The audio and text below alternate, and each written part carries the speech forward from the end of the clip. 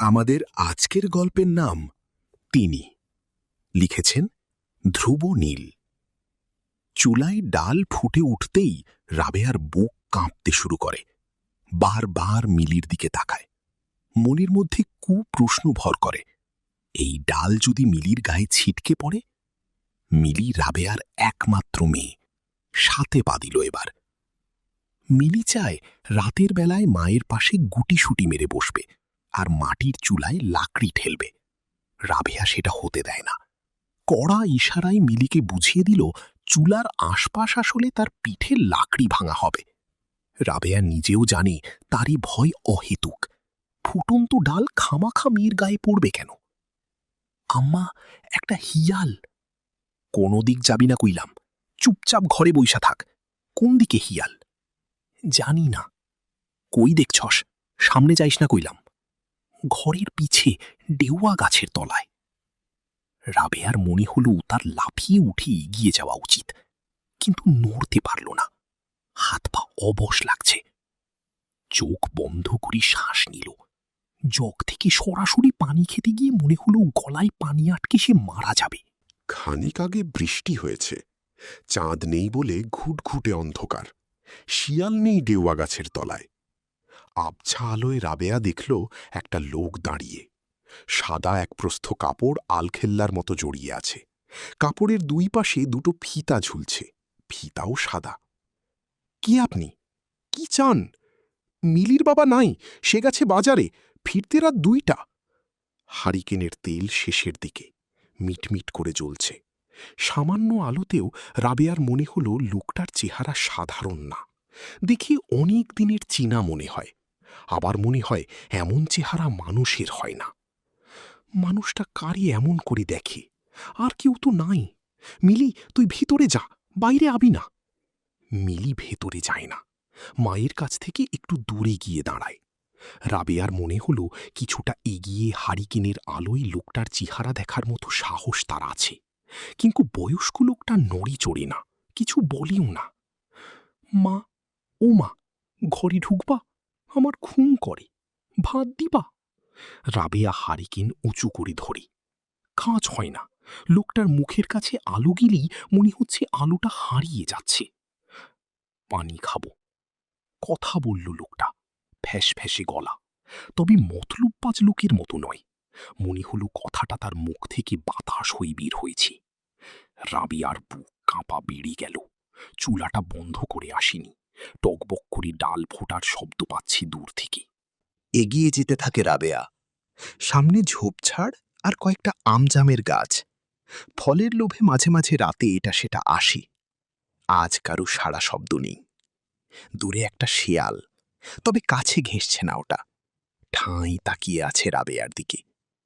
রাবেয়াকে এগিয়ে আসতে দেখে আবার চলেও গেল। রাবেয়ার মনে হল এখন আর ভয়ের কারণ নেই। লোকটার সামনে গিয়ে দাঁড়ানো যাক। হারিকেনের আলোয় কি লোকটা বিরক্ত হবে? চাবি ঘুরিয়ে সলতেটা আরেকটু ছোট করে দিল রাবেয়া। মা, ও মা, কই যাও? খাড়া, নড়বি না, দেখা আসি। মা, যাইও না, আমার ডর করে। ডরের কিছু নাই, তাগরে ডরের কিছু নাই। কাদের ভয় পাওয়ার কারণ নেই সেটা রাবেয়া জানে না। মুখ ফসকে বেরিয়ে গেছে কথাটা। মিলি ভেতরে ঢুকে গেল। আসেন, ভেতরে আসেন। পানি খাবো। ভেতরে না আসলে পানি খাবেন কেমনি? লোকটার মুখের দিকে না তাকিয়েই বলেছে রাবেয়া। একবার কোনো রকম তাকিয়ে আবার চোখ সরিয়ে নিয়েছে। শূন্য চাহনিওয়ালা মুখটার দিকে কেন যেন তাকানো গেল না। তাছাড়া মুখে অস্বাভাবিক বিষয়টা রাবেয়া ধরতেও পারছে না ঠিক মতো। আপনি কি? নাম কি? পথ হারাইছেন? এইটা কি জামা পইরা আছেন? মাথায় আবার সাদা ঘোমটাও দেখি। লোকটা এবার রাবেয়ার দিকে তাকালো। তবু রাবেয়ার মনে হল লোকটা তার দিকে তাকায়নি, সে তাকিয়ে আছে অনেক দূরে।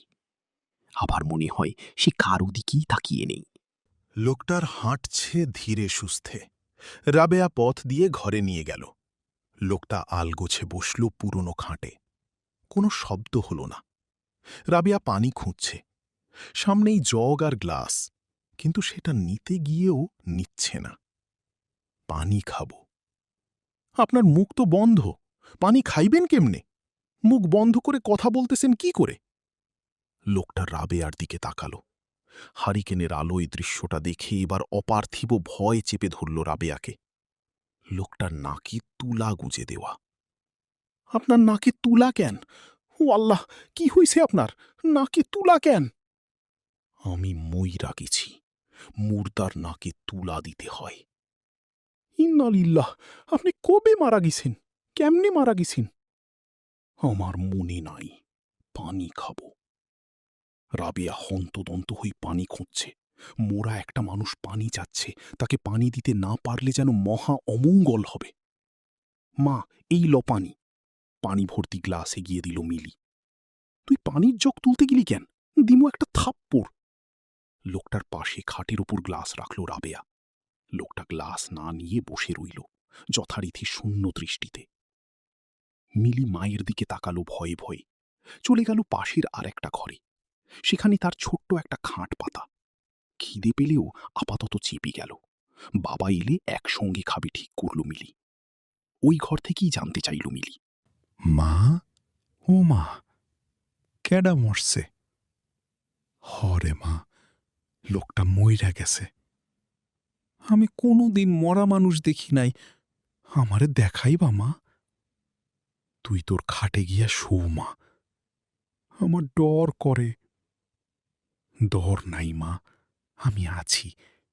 লিপি খালারে ডাক দে। লিপি খালা নাই মা, বাড়ির তালা মারা। পাশের টিনের চালাঘরটাই অন্ধকার। রাবেয়া বুঝতে পারল কোনো কারণে তার ভেতর ভয়ের ব্যাপারটা কাজ করছে না। এমন পরিস্থিতিতে প্রচণ্ড ভয় পাওয়ার কথা। লোকটা কি কাফনের কাপড় পরে আছে? আপনার গা থেকে আগরবাতির গন্ধ আসতেছে। আপনারে কি আরেকটা জামা দিমু? মিলির বাপের শার্ট আপনার গায়ে লাগবো? লোকটার চেহারা এবার ভালো করে দেখার চেষ্টা করল রাবেয়া। খোঁচা খোঁচা পাখা দাড়ি, কপালের দিকে চুল কিছুটা কম, ত্বক যথারীতি রক্তশূন্য। তবে খুব চেনা মনে হলেও মেলাতে পারছে না রাবেয়া। আপনার তো নাকে তুলা গুজা, দম নিতাছেন কেমনে? তুলা খুইলা দিমু? লোকটা ফ্যাল ফ্যাল করে দেখল রাবেয়াকে। ব্যাপারটা ধরতে পেরে রাবেয়ার হাঁসফাঁস করতে লাগল রাবেয়া। লোকটা দম নিচ্ছে না, দম নেওয়ার জন্য আকুলি বিকুলিও করছে না, সে শুধু চেয়ে আছে। আপনারে কবর দিয়া দিছিল? মাথা নাড়ল লোকটা। কবর থেকে উইঠা আসছেন? কবর থেকে উঠে আসছেন। এবার মাথা না নাড়লেও রাবেয়া বুঝল লোকটা হ্যাঁ বলেছে। আমার ঘরে আইছেন কেন? পানি খাইতে? পানি তো খান নাই, এখন কি করবেন? আবার কবরে গিয়া শুয়ে পড়বেন? লোকটা কিছু বলল না। মিলি এগিয়ে এসে মায়ের আঁচল ধরে টানাটানি করল কিছুক্ষণ। রাবেয়ার সাড়া না পেয়ে পাশের ছোট ঘরটায় গিয়ে শুয়ে পড়ল। আপনি কি চাইরটা ভাত খাইবেন? গরম ডাইল রানছি, লগে 2টা শুকনা মরিচ দিমু? লোকটা উপর নিচ মাথা নাড়ল। ভাতের কথা শুনে মিলিয়ে গিয়ে এলো। পরে আবার কি ভেবে চলে গেল ভেতরে। ঠিক করল বাবার জন্য বসে থাকবে আজ, যে করেই হোক। লোকটার সামনে থালা ভর্তি ভাত, গরম ডালও বেড়ে দিল প্লেটে রাবেয়া। লোকটা তাকিয়ে রইল প্লেটের দিকে। সাদা কাপড়ের ভিতর থেকে ক্ষুধার্ত কোনো হাত বেরিয়ে এলো না। ও, আপনি তো মরিয়া গেছেন। মরিয়া গেলে তো খাউন বন্ধ। লোকটার কাতর দৃষ্টি দেখে রাবেয়ার কষ্ট লাগল খুব।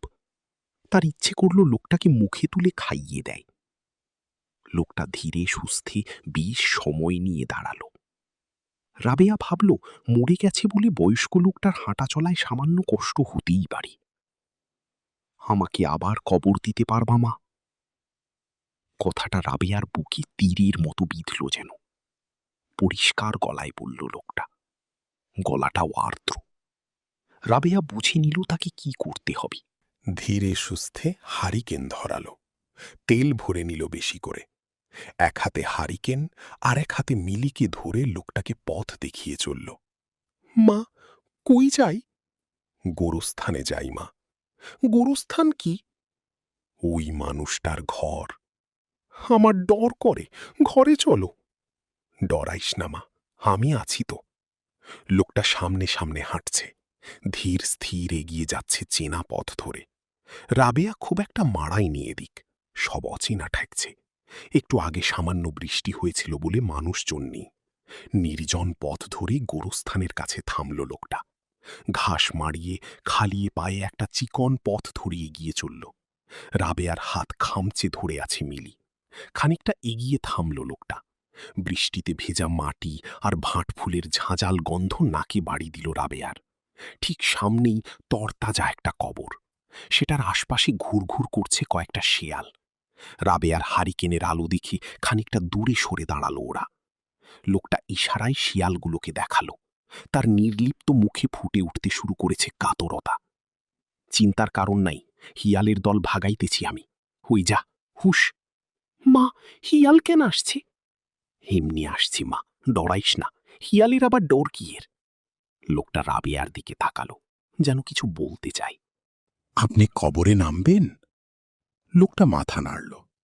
রাবেয়ার মনে হলো লোকটার সম্ভবত নামতে ইচ্ছে করছে না। রাবেয়া এগিয়ে এসে হারিকেন ধরল। লোকটা তাকিয়ে আছে, কি করবে বুঝতে পারছে না বোধহয়। ধরেন, আমার হাত ধরেন বাবা, আস্তে ধীরে নামেন, তাড়াহুড়া নাই। কাপড়ের ভেতর থেকে জীর্ণ একটা হাত বেরিয়ে এলো। লোকটার বয়সও মনে হলো আচমকা অনেক বেড়ে গেছে। বেড়েছে মুখের কাতর ভাবটাও।